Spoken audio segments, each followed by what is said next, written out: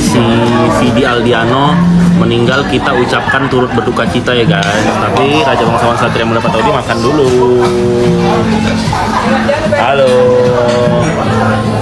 Enak, Mam.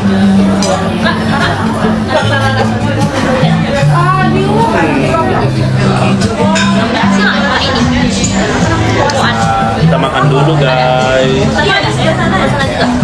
Ya jadi kan si innalillahi wa inna ilaihi rajiun, si Vidi itu meninggal hari ini.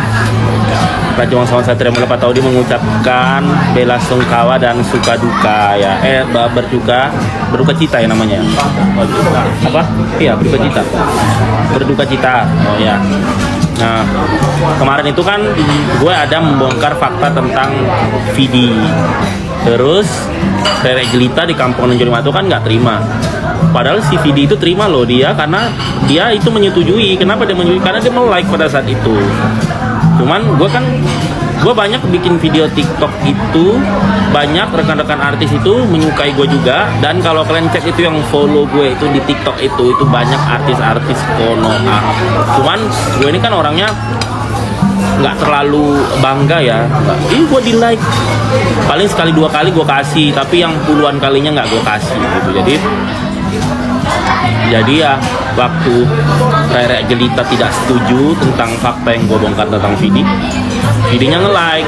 Nah, berarti kan dia setuju dan dia mungkin muasabah diri dianya gitu. Nah sekarang hidup tetap berlanjut, yang sudah meninggal cukup didoakan, yang di depan mata kita juga kita doakan.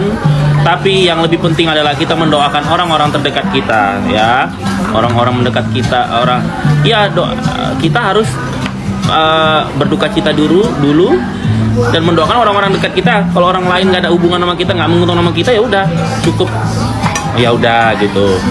Nggak perlu kalian Rere Jelita terlalu lebay, sedih begini, enggak. Karena lu masih punya ibu kandung, bapak kandungmu, adik kandungmu, ya kan, abang kandung ke kandungmu yang harus lu doain, lu perjuangin. Dan yang paling penting dirimu sendiri dulu perjuangkan. Jangan lu kebanyakan ngeliatin orang, memuji orang, sampai kau lupa memuji dirimu dan menggali potensi kualitasmu.